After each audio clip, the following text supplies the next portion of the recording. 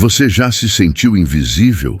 Não digo invisível como um superpoder de filme, onde você pode atravessar paredes ou espiar segredos. Digo a invisibilidade real, aquela que dói, aquela que acontece quando você está gritando por socorro em uma sala lotada e ninguém vira a cabeça. Aquela que acontece quando você existe, ocupa espaço, respira, sente fome e frio, mas o mundo ao seu redor decidiu coletivamente que você não importa. Para a maioria de nós, humanos, essa é uma sensação passageira. Um dia ruim no trabalho, um momento de solidão. Mas para ele, para o herói da nossa história de hoje, a invisibilidade era a única vida que ele conhecia. Ele não tinha nome. Na verdade, ele tinha muitos nomes, mas nenhum deles era dito com amor. Sai daqui! Vira-lata sujo! Praga! Esses eram os nomes dele. Ele era uma mancha marrom e cinza nas ruas de um bairro suburbano que se orgulhava de ser limpo. Ele era o erro na paisagem perfeita. Ele era o cachorro que ninguém queria olhar, porque olhar para ele significava reconhecer uma falha na nossa própria humanidade. Ele era pequeno, magro, com o pelo caindo em tufos devido à sarna e à má nutrição. Uma de suas orelhas era caída, provavelmente resultado de uma briga antiga ou de um chute que ele não conseguiu desviar. Ele vivia das sobras, não as sobras dadas com carinho, mas as sobras roubadas de latas de lixo reviradas na calada da noite. Ninguém sabia, mas aquele lixo que todos chutavam guardava um segredo. Dentro daquele peito onde as costelas apareciam, batia o coração de um leão. Eles o ignoraram. Eles o maltrataram. Eles desejaram que ele desaparecesse. Até a noite em que o céu ficou laranja. Até a noite em que o cachorro inútil se tornou a única coisa entre a vida e a morte de um bairro inteiro. Esta é a história de como o cão mais ignorado da rua provou que o valor de uma alma não se mede pela beleza de sua casca, mas pela coragem de seu espírito. Vamos voltar algumas semanas antes do grande evento. A rotina dele era brutal. Ele morava perto da Rua das Acácias, uma rua residencial bonita com casas de classe média, jardins bem cuidados e cercas altas. O lugar favorito dele era a calçada em frente à padaria do seu Jorge. O cheiro de pão quente era, ao mesmo tempo, seu maior conforto e sua maior tortura. Seu Jorge não era um homem mau, mas era um homem cansado.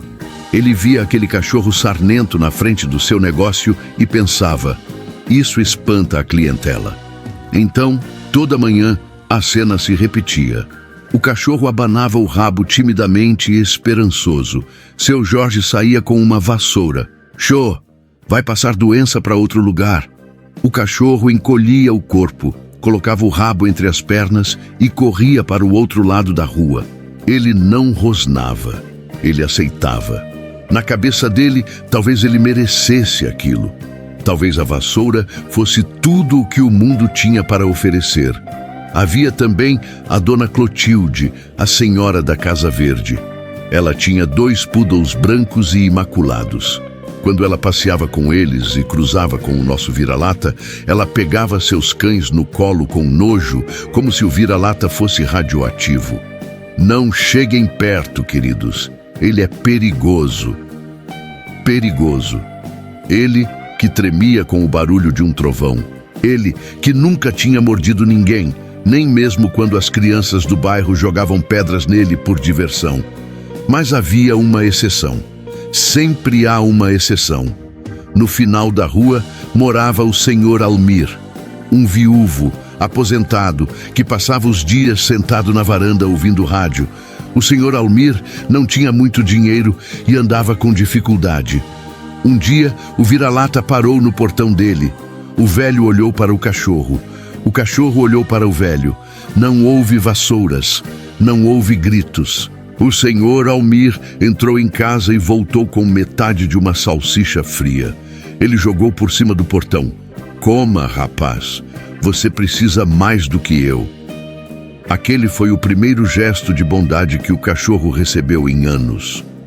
A partir daquele dia, ele se tornou a sombra do Senhor Almir. Ele dormia no portão do velho. Ele o seguia à distância quando o velho ia à farmácia. O bairro ria. Olha lá, o velho louco e seu cachorro Zumbi.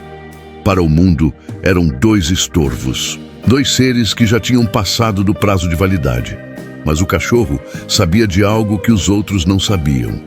A lealdade é uma dívida que se paga com a vida, se necessário. E ele tinha uma dívida com aquele velho. Era uma terça-feira de novembro. O clima estava seco. Havia semanas que não chovia e o ar estava carregado de eletricidade estática e poeira. A noite caiu sobre a Rua das Acácias. As famílias jantaram, assistiram às novelas e foram dormir. As luzes se apagaram uma a uma. A padaria fechou. A casa da dona Clotilde ficou escura. O senhor Almir desligou seu rádio e foi se deitar nos fundos de sua casa de madeira antiga. O silêncio tomou conta.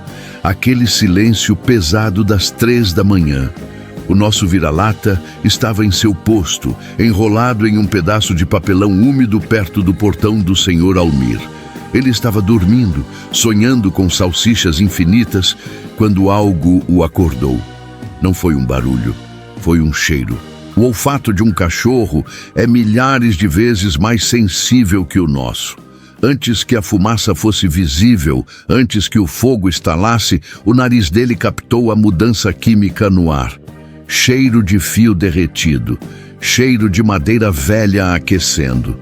Ele levantou a cabeça. As orelhas se moveram como radares. Ele olhou para a casa ao lado da do senhor Almir. Era a casa de uma família jovem que estava viajando. A casa estava vazia, mas algo estava errado lá dentro. Um curto-circuito na fiação antiga, talvez. Uma faísca silenciosa que caiu sobre cortinas secas. Primeiro, foi apenas uma fumaça fina saindo pelas telhas. O cachorro levantou. Ele sentiu o perigo. O instinto primitivo de qualquer animal selvagem gritava: "Fuja! Corra! Salve-se!" Ele podia ter corrido. Ele não tinha amarras. O mundo era grande e ele podia simplesmente ir para o próximo bairro, longe daquele cheiro de morte. Ninguém o culparia. Ninguém nem saberia que ele estava lá. Mas ele olhou para o portão do senhor Almir. Ele lembrou da salsicha. Ele lembrou do olhar gentil. Ele não podia ir. Ele começou a latir, um latido rouco, seco. Au! Au! Au! O som ecoou na rua vazia. Uma luz se acendeu na casa da frente. Uma janela se abriu. Era um vizinho irritado. "Cala a boca, cachorro maldito! Eu vou descer aí e te dar um motivo para gritar!" O vizinho jogou um sapato velho na direção dele e fechou a janela. O silêncio voltou, mas o fogo não respeita o silêncio. Dentro da casa vazia, as chamas encontraram um sofá. E, de repente, o fogo tímido se tornou um monstro voraz. As chamas subiram e o vento, o maldito vento seco daquela noite, soprou as fagulhas diretamente para o telhado de madeira da casa do senhor Almir. O cachorro viu as fagulhas aterrissarem no telhado do seu único amigo. A madeira velha, seca como palha, pegou fogo instantaneamente. Agora não era mais um cheiro, era um rugido. O fogo fazia um som de sucção, como se estivesse respirando oxigênio e cuspindo destruição. O vira-lata entrou em pânico absoluto. Ele começou a se jogar contra o portão de madeira do senhor Almir. O velho dormia nos fundos. Ele era meio surdo. Ele não ouviria o fogo até que o teto caísse sobre sua cabeça. O cachorro precisava entrar. Ele arranhou a madeira. Suas unhas sangraram. Ele mordeu as ripas do portão, ignorando as farpas que perfuravam sua gengiva. Ele uivava. Não era mais um latido. Era um grito de guerra. Um som agudo, aterrorizante, que gelava a espinha. Desta vez, mais luzes se acenderam na rua. Seu Jorge, o padeiro, acordou. Ele sentiu o cheiro. Ele olhou pela janela e viu o inferno. Fogo, fogo na casa do Almir. A rua entrou em caos. Pessoas saíam de pijama, gritando. Alguém chamou os bombeiros, mas os bombeiros estavam longe. O fogo já tomava conta da frente da casa.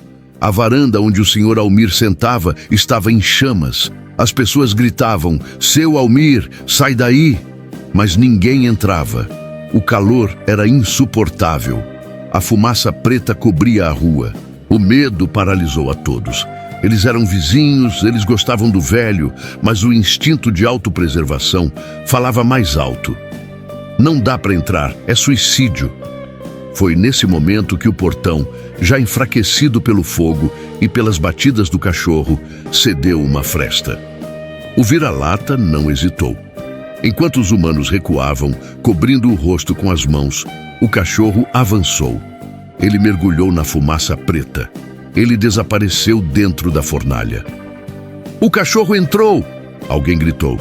"Deixa ele, já era, coitado. Vai morrer queimado." Lá dentro, o ar era veneno. O calor derretia o plástico. O vira-lata rastejava com a barriga no chão, onde o ar ainda era pouco respirável. Seus bigodes queimaram. Suas patas pisavam em brasas. A dor era inimaginável. Mas o cheiro do Sr. Almir era o seu GPS. Ele atravessou a sala em chamas. Ele chegou ao quarto dos fundos. O Sr. Almir estava dormindo, já intoxicado pela fumaça, tossindo levemente, mas sem acordar. A morte silenciosa do monóxido de carbono estava agindo. O cachorro pulou na cama. Ele mordeu o braço do velho, não para atacar, mas para salvar. Ele mordeu com força suficiente para causar dor. Ele latiu na cara do seu dono. Ele puxou o lençol. O velho abriu os olhos, confuso, tonto. Ele viu a fumaça. Ele viu o fogo lambendo a porta do quarto. E ele viu o Praga puxando sua manga, desesperado. O Sr. Almir tentou levantar, mas suas pernas falharam. O ar faltava. Ele caiu no chão. "Eu não consigo, garoto. Vá, foge." Mas o cachorro não foi. Ele se colocou atrás do velho e empurrou. Ele latiu, empurrando o nariz contra as costas do homem. "Levantar, agora!" O velho olhou para aquele animal. O pelo estava chamuscado, os olhos lacrimejavam, mas ele estava ali. Inspirado por aquela coragem insana, o Sr. Almir reuniu forças que não tinha. Ele se arrastou. Eles não podiam sair pela frente. A frente era uma parede de fogo. A porta dos fundos estava trancada. E a chave? Quem sabe onde estava a chave no meio daquele caos? O velho tentou abrir. Emperrada. O fogo entrou no quarto. O teto começou a estalar, prestes a desabar. Era o fim. O Sr. Almir abraçou o cachorro.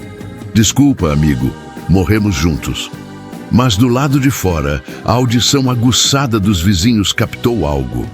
Latidos, frenéticos, vindo dos fundos. "Eles estão vivos! Estão nos fundos!" gritou seu Jorge. A vergonha de ter ficado parado sumiu. A coragem do cachorro contagiou os homens da rua. Seu Jorge e outro vizinho correram para o beco lateral. Eles pularam o muro. Eles ouviram o cachorro arranhando a porta dos fundos. Com um chute, 2 chutes, 3 chutes, a porta cedeu. Uma nuvem de fumaça negra explodiu para fora. E do meio da fumaça, tossindo, arrastado pelos vizinhos, saiu o Sr. Almir. Ele estava queimado, sujo de fuligem, mas vivo. A multidão na rua aplaudiu e chorou. As sirenes dos bombeiros finalmente soaram ao longe. Mas onde estava ele? O Sr. Almir, deitado na grama segura do quintal do vizinho, sussurrou. "O cachorro! Cadê o cachorro?" Ninguém via o cachorro. Ele não tinha saído. Um silêncio terrível caiu sobre a rua. O teto da casa do Sr. Almir desabou com um estrondo, levantando uma coluna de faíscas para o céu. Se ele ainda estava lá dentro, acabou. Dona Clotilde, a senhora que tinha nojo dele, começou a chorar. Ele salvou o Almir. Meu Deus, ele salvou o Almir. Então, um movimento na porta quebrada, cheia de fumaça. Uma sombra, baixa, mancando. Ele saiu. Ele não correu. Ele se arrastou. O pelo estava queimado em várias partes. A pele estava vermelha. Ele tossia violentamente. Ele deu 3 passos em direção ao Sr. Almir. Olhou para garantir que o velho estava respirando e desabou na grama. O vira-lata não morreu, mas a batalha foi longa. Ele foi levado na mesma ambulância que o Sr. Almir, algo contra o protocolo, mas os paramédicos não ousaram separar os dois. Esse cachorro é um herói, disse o bombeiro. Ele passou 3 semanas na clínica veterinária. Seus pulmões estavam feridos pela fumaça. Ele tinha queimaduras de 2º grau nas costas e nas patas. Mas algo incrível aconteceu naquelas 3 semanas. A conta do veterinário era astronômica. O Sr. Almir perdeu tudo no incêndio. Não tinha como pagar. Mas ele não precisou. A padaria do seu Jorge colocou uma caixa no balcão. Para o herói, Dona Clotilde doou o valor integral do tratamento. As crianças que jogavam pedras fizeram desenhos de super-cão e levaram para a clínica. A cidade inteira queria ver o cachorro. O Invisível agora era a celebridade mais amada da cidade. Jornalistas vieram. Quando ele finalmente teve alta, o Sr. Almir ainda estava em um abrigo temporário, mas foi buscá-lo. O encontro dos dois na recepção da clínica fez até o veterinário mais durão chorar. O cachorro, cheio de cicatrizes e com faixas coloridas, viu o velho. Ele não correu porque ainda doía, mas seu rabo...